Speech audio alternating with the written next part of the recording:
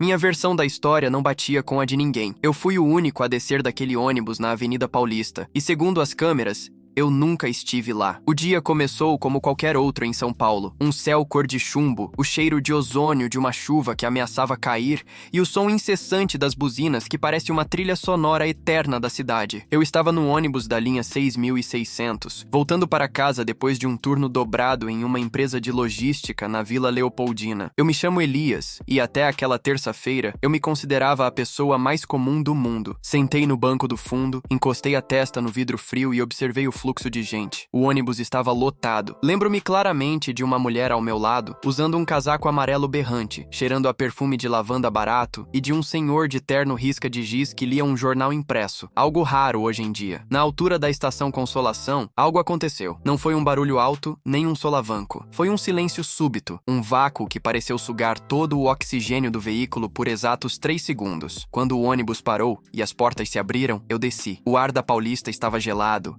e a neblina começava a lamber os pés dos prédios. Eu caminhei alguns metros, mas algo me fez olhar para trás. O ônibus ainda estava parado, mas ele estava completamente vazio. A mulher do casaco amarelo, o senhor do jornal, o cobrador, todos tinham sumido. O motorista estava imóvel, com as mãos no volante, olhando fixamente para o nada. Eu me aproximei da porta, sentindo um calafrio que não tinha nada a ver com o clima. Ei, aconteceu alguma coisa? Perguntei. O motorista nem piscou. Ele simplesmente fechou a porta na minha cara e acelerou, deixando um rastro de fumaça preta no asfalto. Olhei ao redor e as pessoas na calçada caminhavam normalmente, como se não tivessem acabado de ver 30 pessoas evaporarem de um ônibus em movimento. Fui para casa em estado de choque. Liguei para a polícia assim que entrei no meu apartamento. Expliquei a situação, dei o número da linha, descrevi os passageiros. O atendente me ouviu com uma paciência que logo se transformou em deboche. Ele disse que ia mandar uma viatura para colher meu depoimento. 2 horas depois, 2 policiais bateram à minha porta. Eles não pareciam preocupados. Pareciam irritados. Um deles, um homem alto de bigode aparado chamado Cabo Oliveira, me mostrou a tela de um tablet. O senhor disse que o ônibus estava lotado, certo? Eu confirmei, descrevendo novamente a mulher de amarelo. O Oliveira deu um sorriso torto e deu play em um vídeo. Eram as imagens das câmeras de segurança do ônibus que eu tinha acabado de pegar. O vídeo mostrava o ônibus circulando por todo o trajeto. O assento ao meu lado estava vazio. O banco do fundo estava vazio. O corredor estava vazio. Durante os 40 minutos de percurso, a única pessoa dentro daquele veículo era o motorista. Eu assisti a gravação 3 vezes, sentindo o suor frio escorrer pelas minhas costas. Na imagem, as portas se abriam na Avenida Paulista e não descia ninguém. O ônibus simplesmente parava e seguia a viagem. Mas eu estava lá. Eu toquei na barra de metal. Eu senti o cheiro do perfume daquela mulher. Eu gritei, sentindo que a minha sanidade estava escorrendo por entre os meus dedos. O outro policial me olhou com pena. Eles anotaram meus dados, sugeriram que eu procurasse um médico por causa do estresse e foram embora, deixando o silêncio do meu apartamento ainda mais pesado. Passei a noite em claro. Eu não podia estar louco. Peguei meu celular e comecei a rolar as fotos. Eu não tinha tirado fotos no ônibus, mas encontrei uma coisa que me fez congelar. Naquela manhã, eu tinha feito uma selfie rápida antes de sair do trabalho, no elevador. No reflexo do espelho atrás de mim, aparecia a ponta de um casaco amarelo. Eu me lembrava daquela mulher no refeitório também. Minha memória começou a lutar contra os fatos apresentados. Fui até o Twitter, procurei pela linha do ônibus por desaparecimento, por qualquer coisa. Nada. Para o resto do mundo, o ônibus 6600 tinha feito uma viagem fantasma, transportando apenas o vento. Mas eu sentia o peso dos olhares daquelas pessoas na minha nuca. Eu lembrava do senhor do jornal dobrando a página 54. Na manhã seguinte, resolvi voltar ao ponto onde desci. O asfalto ainda estava úmido. Comecei a abordar as pessoas que trabalhavam por ali. Fui até uma banca de jornais que fica bem na frente do ponto. O jornaleiro, um homem de uns 70 anos que parecia fazer parte do mobiliário da rua, me olhou com desconfiança quando perguntei sobre o ônibus das 18 horas e 30 minutos de ontem. Ônibus? Ontem nessa hora não passou ônibus nenhum aqui, rapaz. A rua ficou fechada por 10 minutos por causa de uma autoridade, mas ônibus não passou não. Senti uma tontura avassaladora. Eu tinha descido do ônibus ali. Eu tinha visto o asfalto. Como ele podia dizer que não passou nada? Minha versão da história não batia com a da polícia nem com a das câmeras. e agora nem com a das testemunhas oculares. Voltei para o meu prédio e encontrei o seu Vanderlei, o zelador. Ele é o tipo de pessoa que sabe até o que você comprou no mercado só pelo barulho das sacolas. Tentei uma última cartada. Seu Vanderlei, o senhor me viu chegar ontem à noite? Lembra se eu estava com uma expressão estranha? O homem parou de varrer o hall e me encarou por longos segundos. Elias, do que você está falando? Ontem você não chegou em casa. Eu fiquei na portaria até às 10 da noite e sua vaga de garagem ficou vazia. Eu até comentei com a minha esposa que era estranho você passar a noite fora sem avisar. Eu senti o chão sumir. Eu estava no meu apartamento. Eu dormi na minha cama. Eu usei o meu chuveiro. Corri para o elevador e entrei no meu apartamento. Tudo parecia normal, mas quando abri a geladeira, vi que a caixa de leite que eu tinha comprado ontem estava cheia e lacrada. Eu me lembrava claramente de ter bebido metade dela antes de tentar dormir. Fui até o banheiro e olhei para a toalha. Ela estava seca, completamente seca. Eu tinha tomado banho há poucas horas. O pânico agora era uma presença física no quarto, algo que apertava o meu peito e dificultava a minha respiração. Eu estava vivendo uma realidade que ninguém mais reconhecia, ou eu tinha sido apagado da realidade de todos os outros. Sentei no chão da sala e comecei a escrever tudo o que lembrava em um caderno, com detalhes minuciosos, números de placas, cores de roupas, nomes de manchetes de jornal. Se eu não confiasse na minha própria memória, eu não seria nada. Foi quando ouvi um barulho vindo da porta. Alguém estava tentando abrir a fechadura pelo lado de fora. Não era o som de uma chave, era o som de algo eletrônico, um bip curto e repetitivo. Eu me aproximei da porta, segurando uma faca de pão e perguntei quem era. Ninguém respondeu. O som parou. Quando olhei pelo olho mágico, o corredor estava deserto, mas no chão, bem na frente da minha porta, havia um pequeno objeto, um botão de plástico amarelo,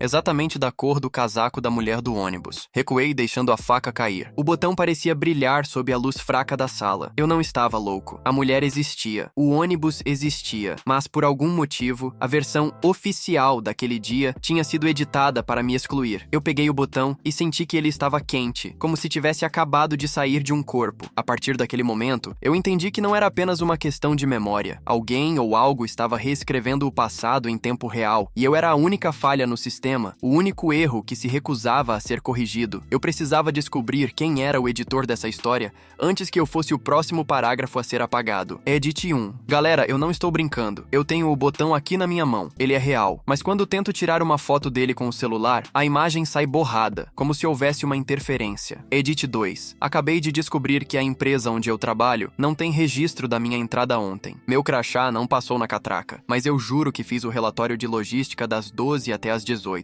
Edit 3. O zumbido no meu ouvido voltou. É um som de estática, igual ao de rádio fora de sintonia. Ele aumenta toda vez que eu tento lembrar de um detalhe específico do ônibus. Encontrei o endereço da mulher do casaco amarelo, mas no lugar do prédio havia um terreno baldio que não constava no GPS. O botão amarelo queimava na palma da minha mão, um pedaço de realidade sólida em um mundo que estava se tornando líquido. Eu passei o restante da madrugada sentado no chão da sala, encarando aquele pequeno círculo de plástico. Ele era a prova. Se o botão existia, a mulher existia. E se ela existia, o ônibus não estava vazio. Eu precisava de mais provas antes que o sistema terminasse de me apagar. Comecei a revirar cada detalhe da minha memória sobre aquela mulher. Lembrei que, enquanto o ônibus balançava, ela segurava uma sacola de papel de uma livraria específica do centro, a Livraria do Meio, e dentro da sacola aparecia a ponta de um envelope de correspondência com um remetente parcial. Eu forcei minha mente até sentir uma pontada forte atrás dos olhos. Rua General Jardim, 412. Assim que o sol nasceu, com aquela luz pálida de São Paulo que parece filtrada por fumaça de cigarro, eu saí. Evitei o seu Vanderlei na portaria. Se ele dizia que eu não tinha chegado em casa, eu não queria saber o que ele diria se me visse saindo. Peguei o metrô. Durante todo o trajeto, eu me senti como um fantasma. As pessoas esbarravam em mim e não pediam desculpas. Seus olhos passavam por mim como se eu fosse apenas uma coluna de sustentação ou um anúncio publicitário vencido. O zumbido no meu ouvido aumentava de tom toda vez que eu pensava no número 412. Era uma resistência física, um muro invisível tentando me impedir de seguir aquela pista. Cheguei na Rua General Jardim por volta das 9 da manhã. É uma rua clássica da Vila Buarque, cheia de prédios antigos dos anos 60, com varandas de ferro e árvores que estouram as calçadas. calçadas. Comecei a procurar pelo número. Passei pelo 380, pelo 400, 410 e parei. Entre o número 410 e o 414, não havia o prédio que eu esperava. Havia um terreno baldio, cercado por um tapume de metal enferrujado e pichado. O mato estava alto, seco, e havia uma árvore morta bem no centro do lote. Eu peguei o meu celular e abri o mapa. No GPS,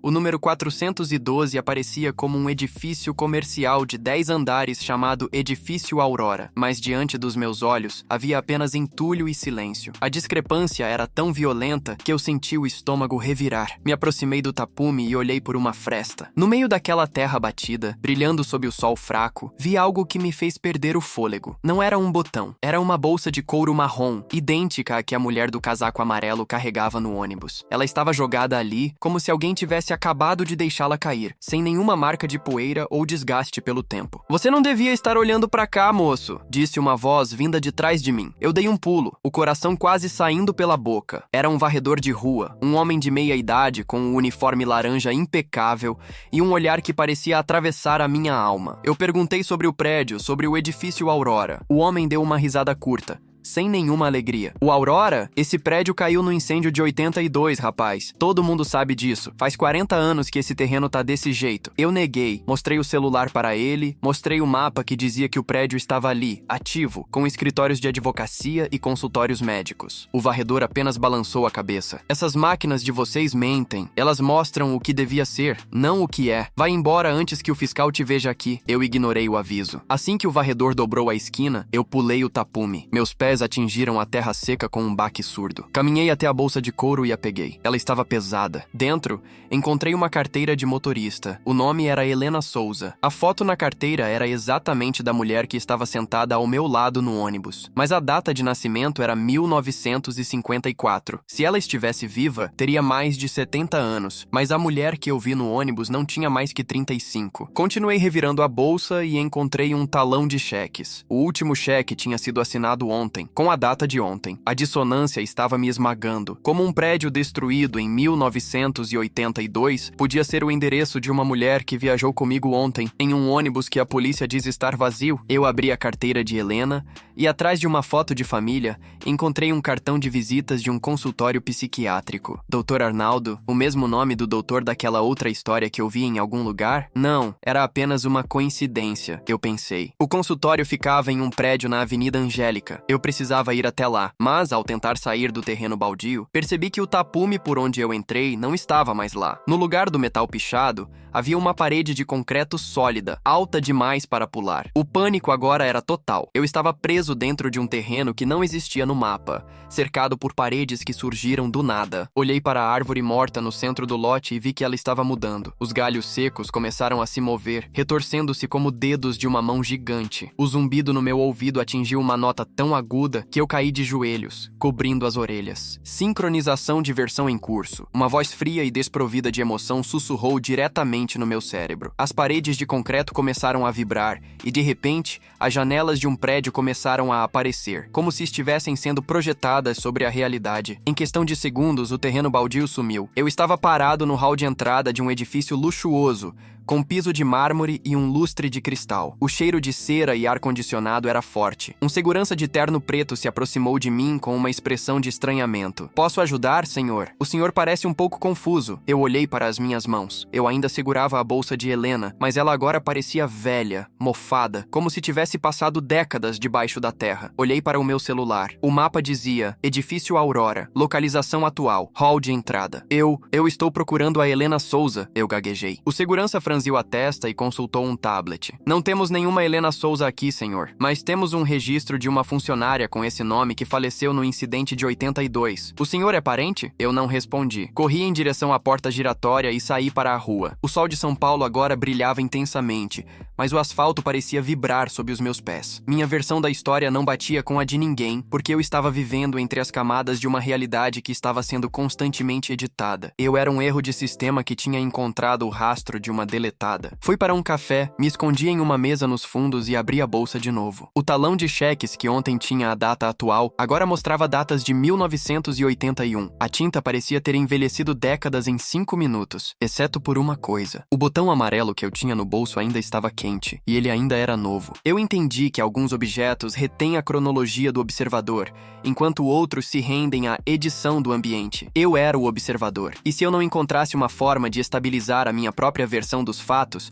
eu seria o próximo a virar um terreno baldio na memória de todo mundo. Edite 1. Pessoal, eu estou em um café na Consolação e juro que as pessoas ao meu redor estão mudando de roupa cada vez que eu pisco. É sutil, mas uma mulher que estava de azul agora está de verde. Ninguém nota nada. Edite 2. A bolsa da Helena está cheirando a queimado agora. A fumaça que sai dela é preta e densa. Eu tive que jogá-la no lixo do banheiro. Só fiquei com a carteira de motorista dela. Edite 3. Eu vi o varredor de rua de novo. Ele passou pela janela do café e piscou para mim. Ele estava segurando o casaco amarelo da mulher do ônibus. Ele sabe o que está acontecendo. Ele é um dos editores? Entrei em um prédio que não deveria existir e descobri que o meu reflexo no espelho está 5 segundos atrasado. A sensação de desamparo era como caminhar sobre uma camada de gelo fino que estala a cada passo. Eu saí do café na Consolação, com o coração martelando contra as costelas e a carteira de motorista da Helena Souza queimando no meu bolso. O sol de São Paulo, que antes parecia real, agora tinha uma tonalidade artificial, como se a iluminação da cidade estivesse sendo operada por lâmpadas de estúdio prestes a queimar. Eu precisava de um lugar fixo, algo que não mudasse quando eu piscasse. Lembrei-me do endereço do consultório do tal Dr. Arnaldo na Avenida Angélica. Se o edifício Aurora tinha oscilado entre um terreno baldio e um prédio de luxo, o que me garantia que o consultório ainda estaria lá? Peguei um táxi desta vez. Não confiava mais nos ônibus e muito menos no metrô, onde o confinamento parecia facilitar a edição da realidade. O taxista era um homem silencioso, com as mãos nodosas presas ao volante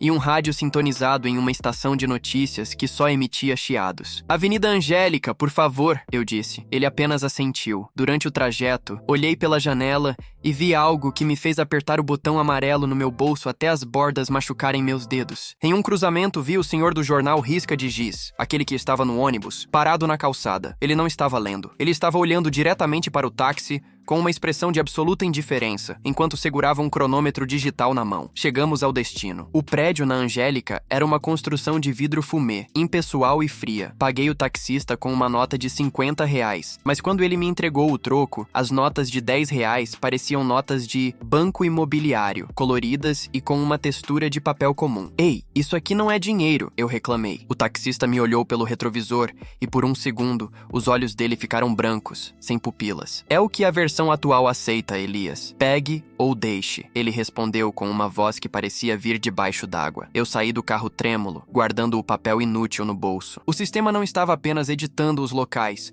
estava mudando as regras de troca. Entrei no prédio e fui até o painel de diretório. Andar 9, Dr. Arnaldo, Psiquiatria Cognitiva. O elevador subiu em um silêncio sepulcral. Quando as portas se abriram, dei de cara com uma recepção minimalista, toda branca, com um aquário vazio no canto. A recepcionista era uma mulher loira, de sorriso plástico, que digitava em um teclado que não fazia barulho. Tenho uma consulta com o Dr. Arnaldo. Sou o Elias, eu disse, tentando manter a voz firme. Ela nem olhou para cima. O doutor está esperando. Pode entrar na última porta à esquerda. O corredor era longo e parecia se esticar enquanto eu caminhava. Um efeito visual que me deu tontura. Ao passar por um espelho de corpo inteiro na parede, eu parei. Algo estava errado. Eu vi o meu reflexo, mas ele não se moveu comigo. Eu parei de caminhar e o meu reflexo continuou andando por mais 3 passos antes de parar também. Eu levantei a mão direita. O reflexo demorou exatos 5 segundos para levantar a dele. O pânico subiu como uma onda gelada. Eu estava perdendo a sincronia com o ambiente. Eu era um arquivo corrompido que o processador da realidade estava tentando processar com atraso. Abri a porta do consultório sem bater. O doutor Arnaldo estava sentado atrás de uma mesa de vidro, cercado por estantes repletas de livros cujas lombadas estavam em branco. Ele era um homem de idade indefinida, com olhos muito azuis e uma calma que beirava o sinistro. Sente-se, Elias. Estávamos monitorando a sua divergência, ele disse, indicando uma poltrona de couro. Eu não me sentei. Joguei a carteira de motorista da Helena e o botão amarelo em cima da mesa dele. Quem é ela? Por que o prédio dela sumiu? E por que o meu reflexo está atrasado? Gritei. O doutor pegou o botão amarelo com uma pinça cirúrgica, observando-o contra a luz. Isso aqui é um resíduo de processamento, Elias. A Helena Souza foi deletada da versão principal em 1982, como você descobriu. Mas o sistema de São Paulo é antigo. cheio de bugs. Às vezes, dados antigos vazam para a memória temporária de passageiros sensíveis. O ônibus em que você estava passou por um ponto de pressão onde a realidade de 82 e a de 2026 colidiram. Ele explicou que o mundo que vemos é apenas a camada superior de uma renderização constante e que pessoas como eu, que percebem as falhas, tornam-se erros de cache. O que você chama de sua versão da história é apenas a verdade. O problema é que a verdade não é mais funcional para o coletivo. Para que a cidade continue operando, o sistema precisa que todos acreditem na mesma mentira. E você, Elias, está se tornando uma inconsistência perigosa, ele continuou, levantando-se e caminhando até a janela. De lá de cima, a Avenida Angélica parecia um borrão de pixels cinzas. Ele me disse que o senhor do jornal e o varredor eram agentes de sincronia, responsáveis por limpar os vestígios de versões anteriores. O botão era um desses vestígios. E o que acontece comigo agora? E perguntei, sentindo o zumbido no ouvido se transformar em uma voz metálica que sussurrava comandos de sistema. O Dr. Arnaldo me olhou com uma ponta de lamento. Nós temos duas opções. Ou nós formatamos a sua percepção, o que você chamaria de lobotomia ou amnésia profunda, ou você aceita se tornar um agente também, vivendo nos bastidores da edição. Nesse momento, eu vi pelo reflexo no vidro da janela que o Dr. Arnaldo já tinha se movido para trás de mim, mas na vida real, ele ainda estava na minha frente. O atraso estava aumentando. Eu percebi que a sala estava mudando. Os livros em branco começaram a ganhar títulos de pessoas que eu conhecia, mas que tinham sumido da minha vida sem explicação. O nome do meu pai estava lá, o nome de um amigo de infância. Todos tinham sido editados. Eu peguei a navalha de papel que estava na mesa do doutor e cortei o ar na minha frente. O tecido da realidade rasgou como papelão podre, revelando por trás da parede do consultório uma sala escura, cheia de servidores gigantescos que pulsavam com uma luz azulada. Você não deveria ter visto o servidor, o doutor, Arnaldo disse, e sua voz agora era múltipla, como se 1000 pessoas falassem ao mesmo tempo. Eu não esperei. Corri em direção ao rasgo na realidade e pulei para dentro da escuridão dos servidores. Enquanto eu caía naquele abismo de dados, ouvi o som de um comando sendo digitado. Delete Elias final V2 doc. O frio foi absoluto, mas no último segundo, eu apertei o botão amarelo. Se ele era um resíduo que resistia à edição, talvez ele pudesse me manter ancorado em algum lugar que o sistema não pudesse alcançar. Acordei em um lugar que parecia São Paulo, mas não era. As luzes eram de um tom sépia e não havia carros nas ruas. Eu estava deitado no meio da Avenida Paulista, exatamente onde desci do ônibus. Olhei para o lado e vi a mulher do casaco amarelo. Ela estava sentada no meio-fio, chorando silenciosamente, segurando uma bolsa de couro que ainda cheirava a queimado. Elias? Ela perguntou, levantando os olhos. Eu assenti. Minha versão da história finalmente batia com a de alguém, mas o preço era que agora nós dois estávamos presos na lixeira da realidade, onde os arquivos deletados esperam por um fim que nunca chega. Edit 1. Galera, se vocês estão recebendo isso, tomem cuidado. Se virem alguém com um cronômetro ou um casaco amarelo berrante em um ônibus lotado, não desçam. Continuem até o fim da linha. Edit 2. A Helena me disse que está aqui desde 82. Para ela, só se passaram alguns dias. O tempo aqui não flui. Ele apenas se repete em um loop infinito de uma tarde de terça-feira. Edit 3. Eu descobri que ainda consigo ver o mundo real através das poças de água no asfalto. Eu vi o meu próprio enterro agora há pouco. Ninguém parecia triste. Eles só pareciam editados. O centro de processamento da realidade fica no subsolo da Estação da Luz e o tempo lá é medido em batimentos cardíacos alheios. Estar na lixeira da realidade é como viver dentro de uma fotografia antiga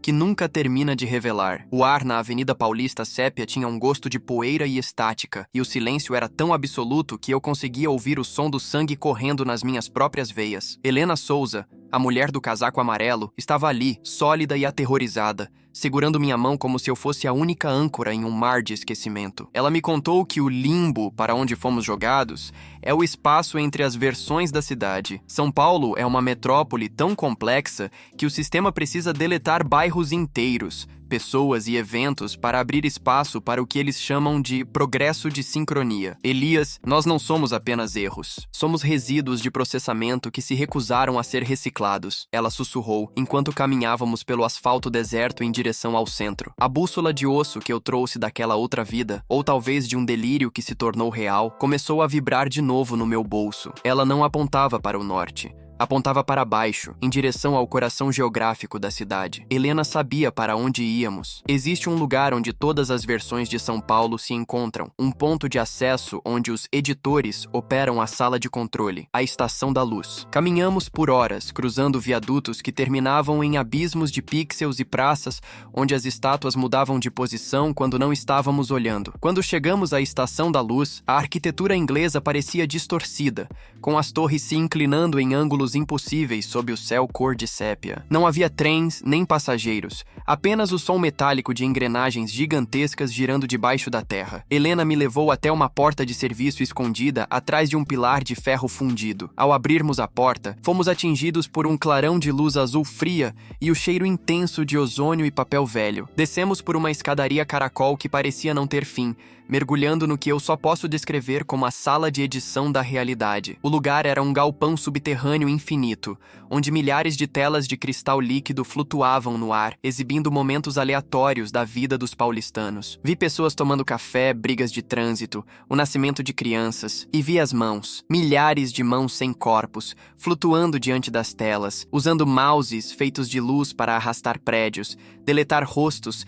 e alterar a cor do céu. Era uma linha de montagem de existências. No centro de tudo, em uma plataforma elevada, estava o Dr. Arnaldo. Ele não era mais o psiquiatra de terno. Ele vestia uma túnica feita de cabos de fibra ótica e seus olhos eram agora lentes fotográficas que giravam constantemente para ajustar o foco. Ele nos viu e não pareceu surpreso. A persistência dos arquivos corrompidos é realmente admirável. Vocês atravessaram o firewall da percepção apenas para ver como o salseiro é feito? Ele perguntou, e sua voz ecoou pelos alto-falantes de toda a estação. Ele nos mostrou a tela principal. Era uma representação em tempo real da Avenida Paulista. Vi o ônibus 6600 parado no trânsito. Vi o meu eu da versão oficial sentado no banco do fundo, mas ele tinha um rosto borrado como uma foto mal tirada. Sua versão da história não bate com a de ninguém porque você é a peça que sobrou de um quebra-cabeça que já foi montado. Para que o sistema funcione, Elias, nós precisamos que o ônibus chegue vazio. Se você desce dele, você cria uma ramificação causal que consome muita memória do servidor. O Dr. Arnaldo explicou, enquanto suas mãos de luz deletavam um acidente de carro que acabara de acontecer em outra tela. Helena deu um passo à frente, a voz trêmula, mas firme. Você nos tirou o direito de existir para economizar processamento? Minha vida em 82 valia menos que um bit de dados? O doutor apenas ajustou o foco dos olhos lente. O valor é relativo à funcionalidade. Em 82, o incêndio do Aurora foi necessário para reconfigurar o centro. Você foi um dano colateral aceitável. Mas o Elias é diferente.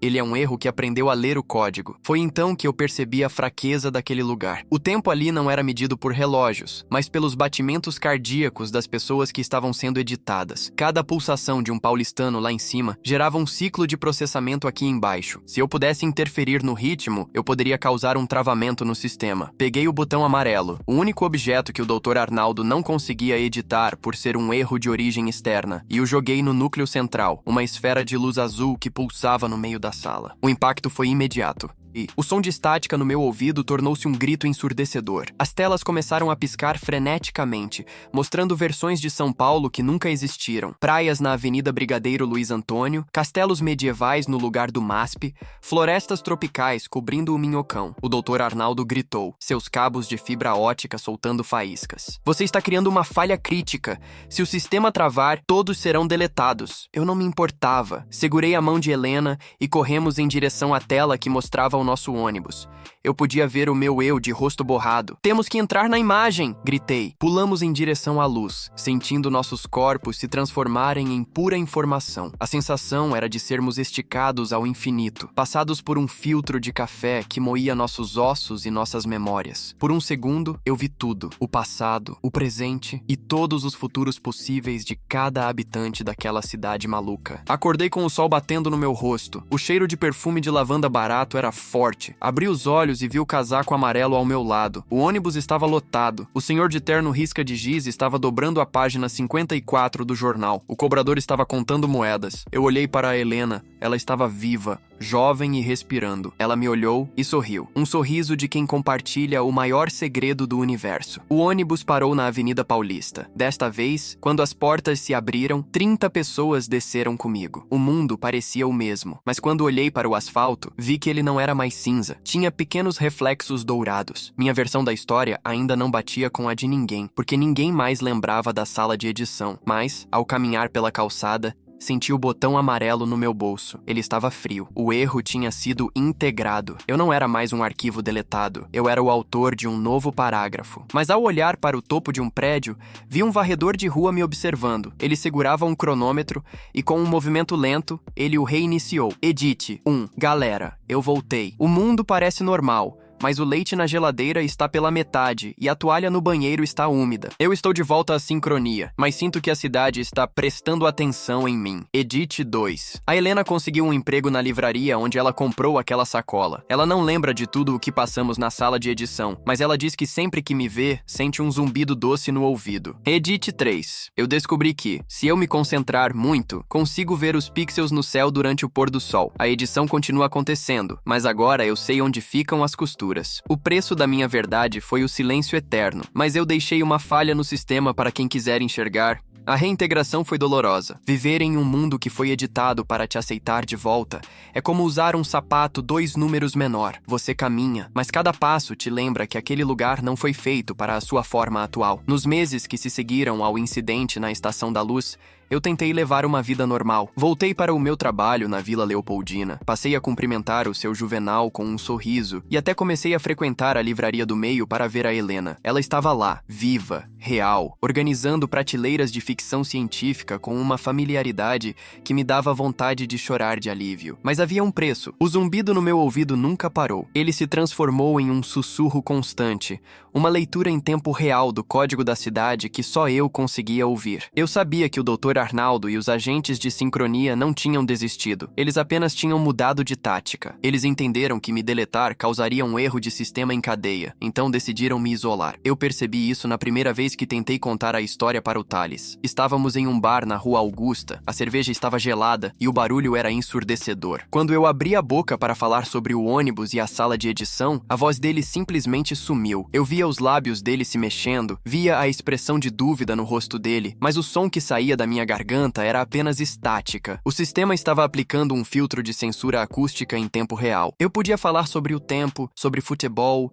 sobre o trabalho, mas a verdade estava bloqueada por uma barreira de processamento. Foi então que eu entendi o significado da frase "O preço da verdade é o silêncio". Eu estava livre, mas estava mudo para o resto do mundo. Helena era a única que parecia me ouvir, talvez porque ela também fosse um arquivo recuperado da lixeira. Quando nos encontrávamos, não precisávamos de palavras. Sentávamos na Praça da República e observávamos as falhas que mais ninguém via. Víamos um pombo que voava de costas por 2 segundos antes de o sistema corrigir sua trajetória. Víamos um outdoor que mudava de anúncio 3 vezes em 1 minuto, enquanto os agentes decidiam qual marca tinha pago mais pela sincronia daquela tarde. Estávamos em São Paulo, mas estávamos em uma São Paulo que pertencia apenas a nós dois. Em uma terça-feira chuvosa, exatamente 1 ano após o início de tudo, eu recebi uma última encomenda na portaria. O seu Juvenal me entregou um envelope pardo, idêntico aos que o meu tio Alfeu, ou seria apenas outra manifestação do sistema, costumava enviar. Dentro dele não havia cartas nem bússolas. Havia apenas uma nota de R$10.000 em notas de 100 e um pequeno pedaço de papel com uma caligrafia técnica. Obrigado por cooperar com a estabilidade. Este é o seu pagamento pela manutenção do silêncio. Não tente hackear o núcleo novamente. Da próxima vez, não haverá lixeira para te salvar. Eu olhei para aquele dinheiro e senti um nojo profundo. Era o suborno da realidade. Eu não usei o dinheiro para comprar nada material. Eu sabia que se comprasse um carro ou uma casa com aquele valor, eu estaria me tornando parte do código deles. Em vez disso, passei semanas caminhando pelas periferias de São Paulo, em lugares onde o sinal da sincronia era fraco, onde a edição demorava a chegar. Eu deixava as notas de R$100 escondidas dentro de livros em bibliotecas públicas, debaixo de bancos de praças esquecidas e dentro de frestas de prédios condenados. Junto com cada nota, eu deixava um pequeno bilhete escrito com uma caneta que não apaga. O que você vê não é tudo o que existe. Procure o botão amarelo. Eu estava criando pequenos erros de cache na vida de outras pessoas, plantando sementes de dúvida que o Dr. Arnaldo levaria décadas para limpar. Minha última visita foi ao edifício Aurora. O terreno baldio não existia mais. Agora havia um prédio de vidro tão alto que parecia furar as nuvens. O segurança de terno preto me olhou com uma desconfiança familiar. Eu parei na frente da calçada calçada e tirei o botão amarelo do bolso. Ele já não estava quente. Estava frio e fosco, como se tivesse cumprido sua função. Eu o enterrei no vaso de plantas bem na entrada do prédio. Se a Helena Souza de 82 ainda existisse em alguma camada profunda daquele solo, aquele botão seria o seu sinal de que alguém lembrou. Hoje, eu escrevo este relato em um caderno de papel, pois as telas de computador não aceitam mais as minhas palavras sobre a sala de edição. O zumbido no meu ouvido agora soa como uma melodia calma. Eu aceitei meu papel como a falha no sistema. Eu sou o homem que desceu do ônibus vazio e que agora caminha por uma São Paulo que é, ao mesmo tempo, um milagre e uma mentira. Minha versão da história não bate com a de ninguém, e talvez nunca bata. Mas cada vez que eu vejo alguém parar no meio da calçada e olhar para o céu com uma expressão de estranhamento, como se tivesse sentido um glitch na alma, eu dou um sorriso discreto. Eu não venci o sistema, mas eu o obriguei a me carregar. E no final das contas, talvez seja essa a única forma de liberdade possível em um mundo editado. Ser o erro que o autor não consegue apagar sem estragar o livro inteiro. Eu olho para o meu reflexo no espelho do banheiro agora. Ele ainda está 5 segundos atrasado, mas agora ele pisca para mim antes que eu pisque para ele. Nós entramos em um acordo. Eu cuido da realidade dele e ele cuida da minha verdade. O preço foi alto, mas o silêncio é a música mais bonita que eu já ouvi. Adeus, São Paulo. Ou pelo menos, adeus a essa versão de você que vocês acham que é a única. Eu estarei por aqui nos bastidores esperando o próximo ônibus das 18h30. Porque, se há uma coisa que eu aprendi, é que a lixeira da realidade está sempre aberta, e ela é o único lugar onde a história realmente faz sentido. Se você encontrar um botão amarelo na rua, não o jogue fora. Guarde-o. Pode ser que um dia, a sua versão da história também deixe de bater com a de todo mundo, e você vai precisar de um pedaço de plástico para se lembrar de quem você é. Edit 1. Este é o meu último registro. O Dr. Arnaldo acaba de entrar no café onde estou. Ele não está de terno, está usando um uniforme de varredor de rua. Ele trouxe uma vassoura e um cronômetro. Acho que é hora de eu mudar de versão de novo. Edit 2. Helena e eu decidimos viajar para o interior. Dizem que lá, o sistema ainda é operado por servidores analógicos feitos de vento e terra. Talvez lá as nossas vozes voltem a ter som. Edit 3. Eu joguei o meu celular no rio Tietê. Se vocês virem pixels brilhando na água poluída, sou eu tentando dizer oi. Mantenham-se corrompidos, galera. A normalidade é uma edição mal feita.